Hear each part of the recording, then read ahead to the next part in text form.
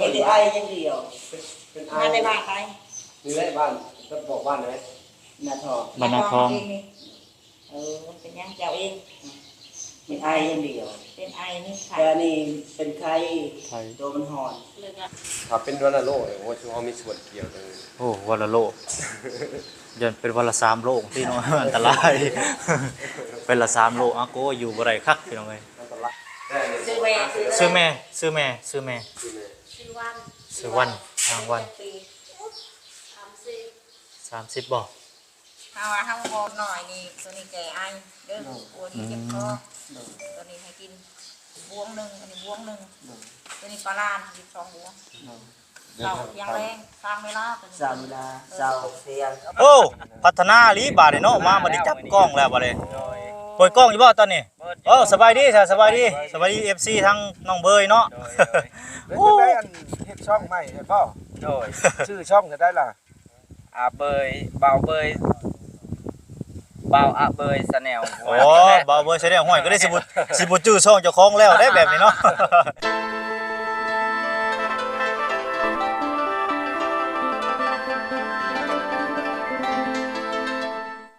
น้องพี่น้องเปิดภาพมาเมื่อนี้ก็น้องพี่น้องก็อยู่ที่ป่าที่ดอนคือเก่าน้องพี่น้องก็เข้ามาตอน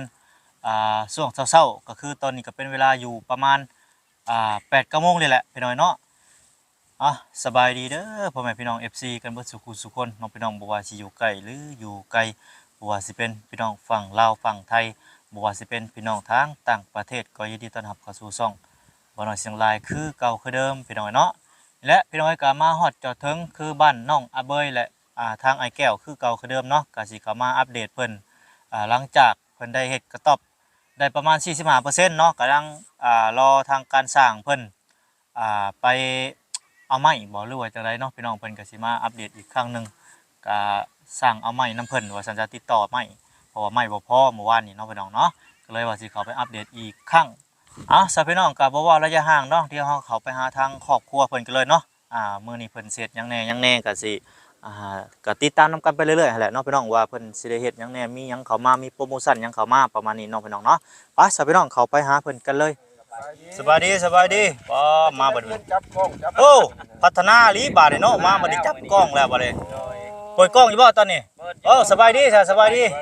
FC ทั้งน้องเบยเนาะโอ้ย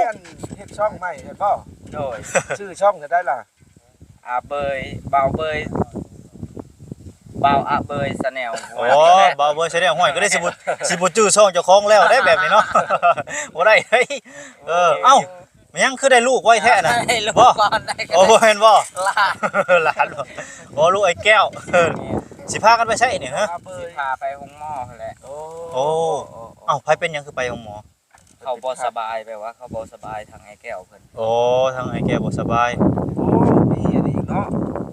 ไว้ได้มาได้ใช้ไมค์กระชั้นนี่ฮะไปบ่แม่นกระชั้นมาโชฟี่โชฟี่ฮะทางไอ้บัวซอยชื่อซอยเนาะโอ้ส่งบ่ไม้กันสั่นแล้วก็ไม้แล้วก็มีกระเป๋าเพิ่นซื้อมาโอ้อันนี้บ่แม่นซื้อกระเป๋าใหม่เลยแม่นกระเป๋านี่เท่กว่าเนาะแต่ก่อนกระเป๋าน่ะก็บ่ค่อยปานใดโอเคเลยบัดนี้ใหญ่ใส่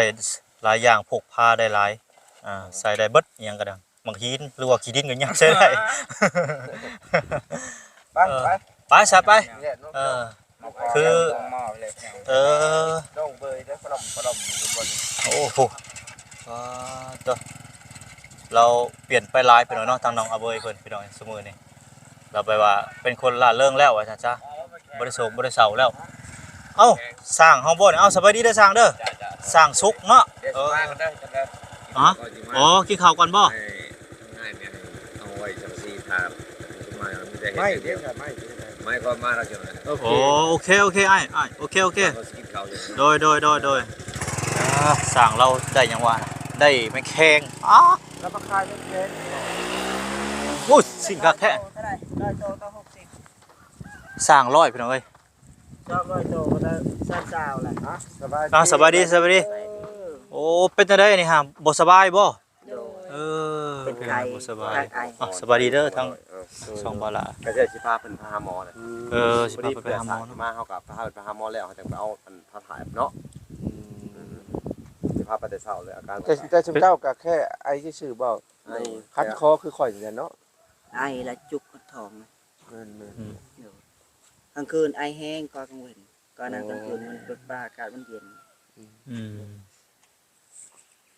เวลาจะไปตอนนี้บ่ โดยกับไปนำกันแหละจังมากับไปก็ทางเจ้าก็เป็นไอ ก็ข่อยก็มียากินอยู่นะ โอ้โอเค ก็ แล้วก็สิพาที่เพิ่นไปกับไปนำกันแหละเนาะตอนนี้นี่คลินิกอะไรไปชุกส หม ลาย อน้อยเนาะ หมอน้อย โอเคเดี๋ยวให้เพิ่นไปก่อนก็ได้ เดี๋ยวค่อยสิพา FC อัปเดตกระท่อมเล็กน้อยก่อน โอเคจ้ะปะ อ๋อย่างไปเนาะน้องพี่น้องตอนนี้ก็ทางไอ้แก้วกับเอ้ยเพิ่นเดินย่างออกไปเนาะประมาณเนาะความห่างกับประมาณได้ละหลักหนึ่งเนาะกิโลหนึ่งเนาะบ่ล่ะเนาะโอ้ใส่อยู่นี่ใส่อยู่นี่บ่โอ้โดย กับผมใครไปไหน ตัว เนาะ ไกลไปได้เนาะตัว เมื่อยเติบ ออกกำลังกายพี่น้องเอ้ย เออ เอ้ยเพิ่น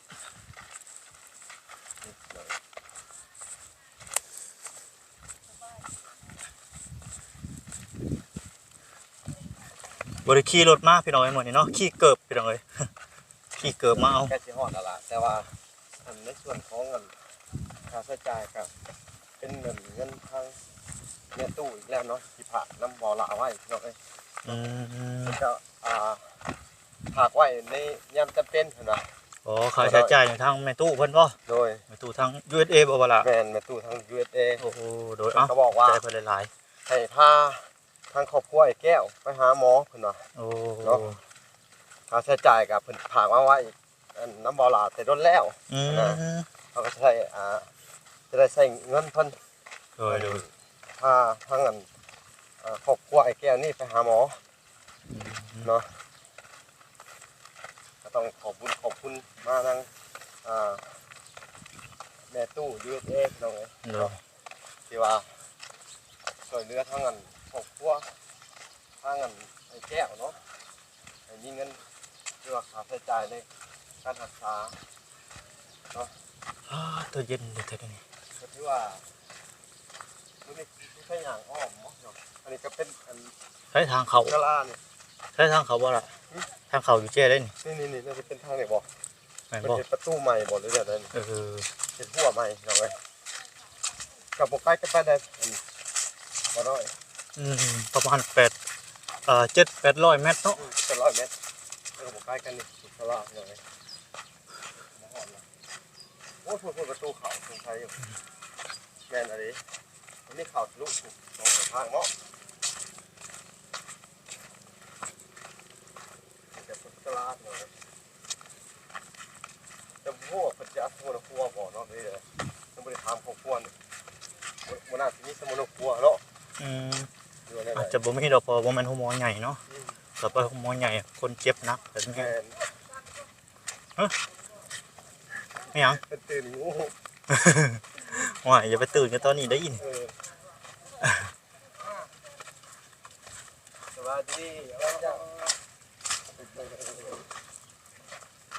โอ้ โอ้ สวัสดีสบายดี สวัสดี อ๋อตัวพอกันแล้วมาเจอกันอีกแล้วไปหน่อยเนาะนี่บ่เฮือนอยู่นี่บ่ โอ้แม่น อ๋อเฮือนทั้งอันหลุดจกไปเลยเนาะโดยพาเพิ่นคนไอ้แก้วเพิ่นมาเบิ่งหมอมาหาหมอ ตรวจเช็คสุขภาพ โดยเพิ่นเป็นไข้หลายมื้อสิเขาเป็นเดือนแล้วโดยโอเคไปก่อนเด้อ จ้า โดยสบายดีโอ้ยตัวเหือจนออกไปหน่อยเนาะอย่างส่วนนี้โอ้บ่น้อยคิดว่าลักหนึ่งก็ได้นี่บ่แม่นแบบ800-900เลยอย่างขึ้นมานี่ใกล้เติบเลยพี่น้อยเนาะพอดีลักกิโลหนึ่งพอดีเลยโอ้ทางน้องหน่อยเพิ่นสุกรถพี่น้องเอ้ย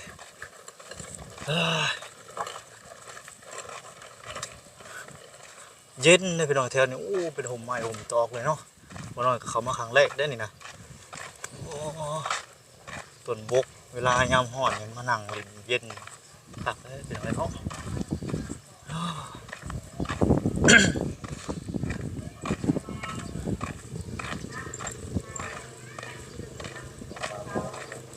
นาะเดี๋ยวตอนนี้ก็มาฮอดจอดถึงแล้วเนาะ โดยตอนนี้ก็มาฮอดจอดถึงเป็นที่เรียบร้อยแล้วเนาะพี่น้องทางไอ้แก้วแล้วก็เจ้าก็บอกอาการผม นี่แหละเนาะสาเหตุที่ดีทาง FC ผู้ใหญ่ใจดีที่ว่าเพิ่นอยากให้เขามาอยู่ในจุดซุ้มนำบ่ล่ะเนาะก็คือนี่แหละให้ทางอ้ายเพิ่นอยู่สะดวกไปมาสะดวกคือนี่แหละบ่พอกิโลซักพี่น้องเนาะย่างมาก็ฮอดแป๊บเดียวถ้าว่าสิย่างมาแต่เฮือนเพิ่นอยู่พุทเต้า บอกโลดมื้ออื่นเช้าฮอดไปว่าย่างมันเพิ่นน้อยแก้วเนาะใกล้เลย แม่น ต่อรถจักรก็ยามฝนเหนียวไปบ่ได้ค่าน้ำตัวได้สุกได้อยู่เอาก็มันง่ายอีก ผมทำงานกับพาลูกมาหาหมอ แม่นโอ้จังสบายก็สิได้เนาะเพิ่นก็พาลูกมาหมอคือกันพี่น้อย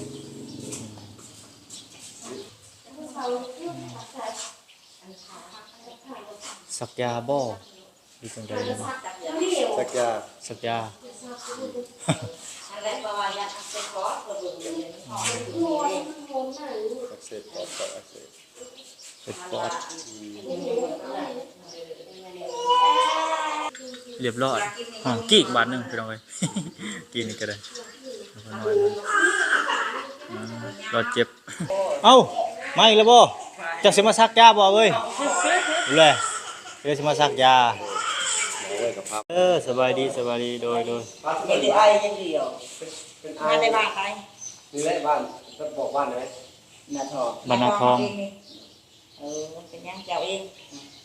เป็นไออย่างเดียว เป็นไอนี่ค่ะ แต่นี่เป็นไข้ ไทย ตัวมันห่อน เลยก็ไอพอ ไอพอ จักมือไข่จักมือเลยกินยาว่าอยู่บ้านเลยยังไม่ได้กินยาเลย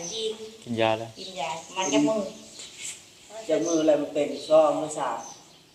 คนน้อยนี่เป็นจังมื้อแล้วคนน้อยนี่ มันเป็นไข่มาเรียก อ๋อ ก็อธิบายให้หมอฟัง ไอหาหลายมื้อแต่ว่าเริ่มเป็นไข้นี่2-3มื้อนี่เมื่อวานนี่เนาะเป็นแห้งเมื่อวานนี่ ก่ เป็ อน นคอยไปซื้ออันยา เป็นฮ้อนกระติงกระโต เดี๋ยวไปตรวจกันไปหน่อยเนาะ มาเจอเขานะ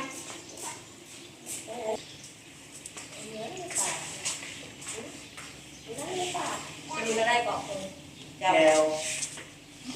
ซื้อพ่อซื้อแก้ว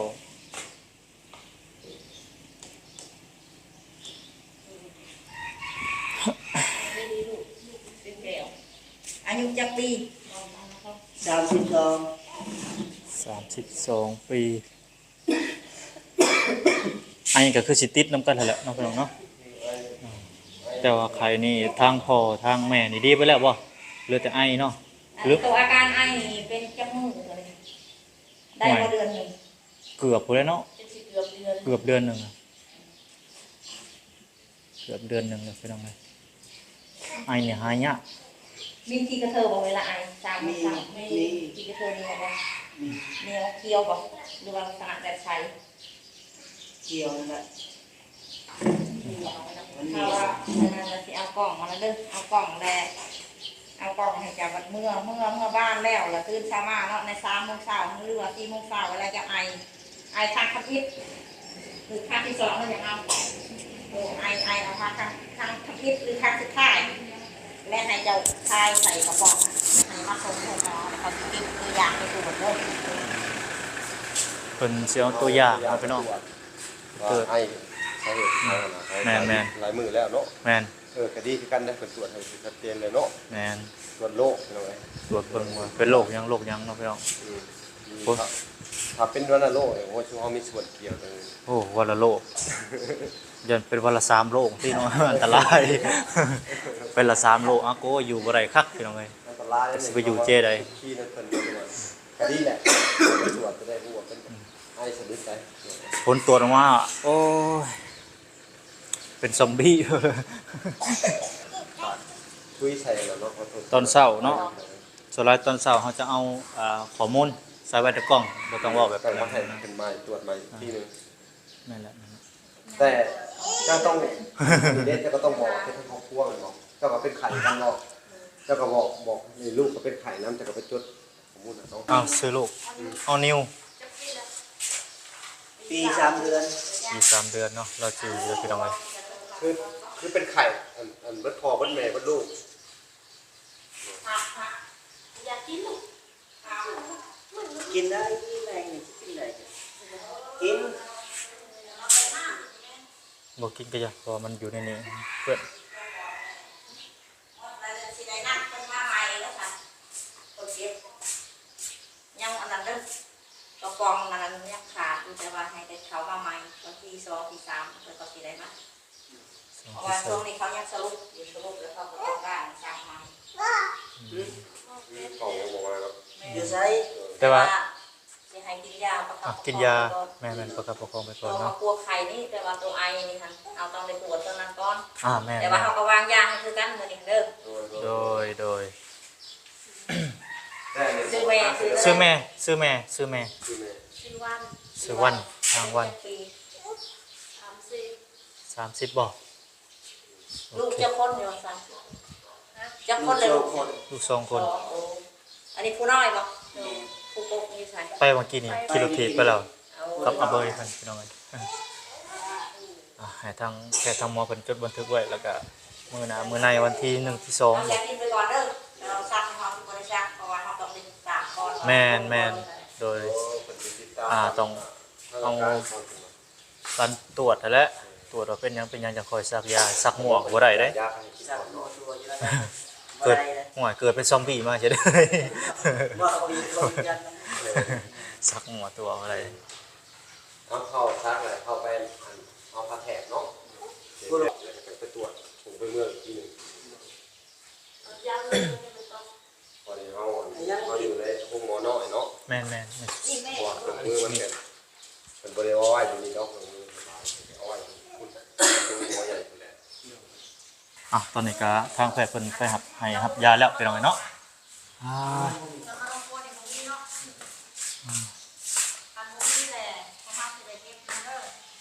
เท่าไหร่ แต่ว่าเขามีสมโนในการทำสิเฮ็ดนโยบายให้ที่จะ ซึ่งผมมีสมโนครัวพี่น้อง อยากให้เพิ่นมีสมโนครัว แม่น จังซี่แหละอันก็คือเพิ่นขึ้นมาแต่ไทยใหม่ๆเด้เพิ่นแบบว่าเพิ่นบ่มีสมโน เพิ่นไปแต่ยังน้อย แต่ยังน้อยพุ่น พ่อแม่ก็เสียเบิดหั่นนะ เสียเบิดแล้วก็ เพิ่น เพิ่นว่าเพิ่นถูกหลอกไป ถึกคนหลอกไปขาย ทำมาแต่ไข่ช่วงนี้เนาะ โดยแม่น แม่เพิ่นไปแต่น้อยเพิ่นถึกคนหลอกไปขายแล้วเพิ่นมาออกมาแล้วมุ้ยเลือดมุ้ยชาแล้วทั้งเฮาก็เลยมีสมมาส่วนเหลือสินะ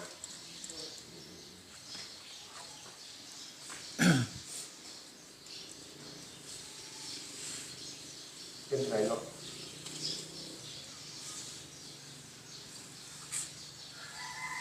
ก็คือทางอ้ายเพิ่นก็บ่มีสมรภูมิเนาะบ่เนาะ โดยแม่น ปกติอ่ะทางนโยบายของคุณหมอเพิ่นก็ถ้ามีสมรภูมิเพิ่นก็สิบ่ได้ให้จ่ายยาเลยนะเนาะ โด แต่ ย คือทางอ้ายเพิ่นบ่มีเนาะมาไทยใหม่หมอเลยได้คือสุดเจ้าบ่มีเลยเนาะก็ลืมถามเลยในช่วงนี้เนาะบ่มีเลยมันสิไปต้องดำเนินเรื่องสมรภูมิทางในบ้านเจ้าเด้อให้มันเฮ็ดอย่างให้เนาะ มีแต่ว่าหน่วยนี่อยู่หน่วยใดเนาะหน่วย เจ้าหนูหน่วยใด หน่วยจะฮู้ว่าหน่วยตัวเองจะอยู่หน่วย4หรือหน่วย2 หน่วยยังเป็นจำได้บ่ อย่างคนไหนบ่ทำเขานะ แต่ว่าเด้อเฮาสิเว้าได้มีซัก โดย ข้าวก็สิได้เก็บเอาแต่น้อยนึงเด้อเอาแต่ อ๋อ เงินสมทบแต่ว่าตรงนี้เฮาก็สิเฮ็ดนโยบายเฮา โอ้โดย แต่ว่าอย่าให้อย่าบอกหน่วยว่าอยู่หน่วยใดหน่วย4 อันเอาหน่วยละชาจ้ะหน่วยละทอง แม่น แค่จำรู้ได้จักหน่อยเนี่ย มื้อหน้าเข้ามาก็ได้มื้อจังได๋ ก็ได้ทำครับเขาจะหน่วยใหญ่ มีเบอร์เขาบ่ นี่ มีเบอร์บ่โทรถามก็ได้อ๋อ ไม่ใช่บ่นั่นเว้ย เบอร์อยู่เพื่อน หมอมีแต่ให้เจ้าต่อว่าจะอยู่หน่วยตัวใดก็ได้แล้วนะ กระป้อนหน่วย มีแต่ว่าสำนักไปสิซอยจ้ะ หน่วยหานะครับ หน่วยสองเนาะ ไปเอาเด้อเอากันนโยบายอยู่แล้วเพราะว่าในที่เขาก็มีคิดระเบียบแล้วมัน ดู บ่อย่างนั้นเลยแต่อยากให้มันมีตัวนั้นนำ แม่น ถ้าว่าถ้าบ่หน่อยนี่ตัวนี้แก่ไอเด้อกลัวที่เจ็บคอตัวนี้ให้กินบวงหนึ่งอันนี้บวงหนึ่งตัวนี้ปลาลาน12บวงเรายังแรงสร้างเวลาตัวนี้ สามเวลาเช้าเที่ยงก็เลย แม่น ตัวนี้คนน้อยอันนี้คนใหญ่คนใหญ่นี่กินยาละ2 เม็ดอันนี้2 เม็ดเสาเที่ยงแรง ตัวนี้ก็2 เม็ดเสาเที่ยงแรงตัวนี้1 เม็ดเสาแรงแต่ว่าเดี๋ยวกินยาเมื่อตัวนี้เดี๋ยวกลับมาหมอเดี๋ยวมาเอากลับแล้วให้เมื่ออันเอาที่กระเทอแต่ก่อนแล้วมาส่ง ทำมันดีขึ้นนะทำมันดีขึ้นก็ต้องมาบอกเพิ่นนะ นี่ของเมียเจ้าเด้อ อ่า ตัวนี้ของเจ้านี่ของลูก ของลูกเจ้าเพิ่นหน่อย เดินก็เดินยังมาลง ไปลูกไปลูกไป เอาเนาะทางมอลาก็จะได้จ่ายเนาะอันนี้ก็เป็นจำนวนเงินอยู่อัน150,000 กีบปกติทางอัน โดยปกติก็230,000 230,000เนาะ เพราะว่าทางอัน พวกหมอเพิ่นก็ แม่นถ้าเฮาบ่มีสมนุครัวนี่มันก็สิเก็บเงินตามมันตามระเบียบ ตามระเบียบเพิ่นเนาะก็คือเพราะว่าถ้าเฮาให้อันสมนุครัวเฮาจะมีสิทธิ์ในการรักษาราคามันก็สิถูกลงคือว่าก็บ่ฮอดแสนเนาะแต่ก็อย่ามันเพราะว่าเพิ่นบ่มีสมนุครัวเนาะก็เลยพร้อมทันแพทย์อันในหมอเพิ่นนั่นแหละเนาะได้เด้อ ขอบใจหลายๆเด้อ ขอบใจ โดยขอบใจโดยอ่ะสบายดีเมื่อก่อนกลับก่อนพี่น้องไอ้บ่เนาะไปเอาออกกำลังกายคือเก่าคือเดิมพี่น้องเด้อบัดนี้เนาะและมื้อเพิ่นนัดหมายระวังลงกระเดินใช่เมียถือตั้งหากรถ ใช่ของเมียกับเมียถือ เมียถือเลยกินคนละไผละลาวเลย แล้วก็ ชื่อเด้อ ของลูก ลูกง่ายอยู่ดอกเพราะ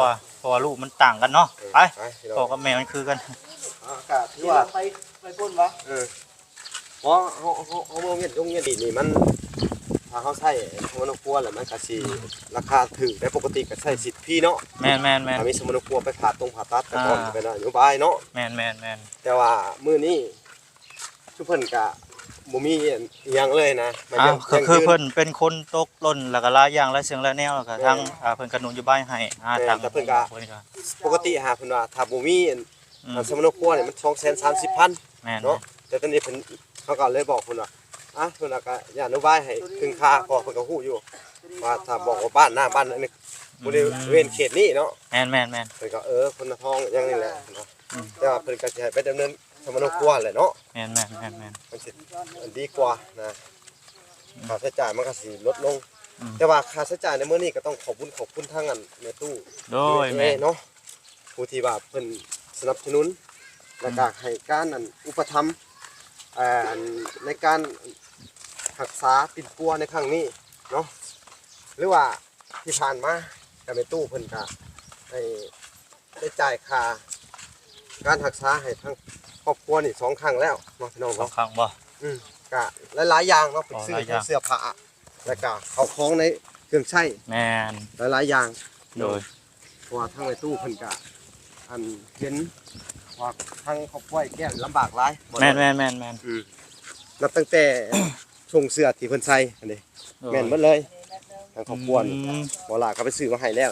ในเมื่อบรรเทาถูกเบื้องต้นเนาะ แม่น ก็ถือว่าขอบคุณเพิ่นเลยทั้งเมตู้ USA ก็ขอให้เพิ่นจะมีแต่ความสุขความเจริญเด้อเอาผมเจ็บจะได้ความไข่อย่ามีเด้อแม่เด้อลูกก็ได้ทำตามที่เวลา พี่น้องเนาะตอนนี้ก็มาฮอดช่วงถ่ายคลิปแล้วพี่น้องเนาะทั้งบ่าวน้อยกับทั้งบ่าวหลาก็มีภารกิจต่อว่าซั่นซะก็สิผู้แลไปเข้าไปเอาผ้ากระจาดมาให้ทางไอ้แก้วเพิ่นเนาะบ่าวหลาเนาะ โดยแม่นแหละ ผูก เขาก็จะได้ดำเนินภารกิจเกี่ยวกับเรื่องชาติ แม่นโดยป้าซาพี่น้องพ่อๆกันอีพีหน้าสำหรับอีพีนี้ขอกล่าวคำว่าสบายดีพี่น้องสบายดี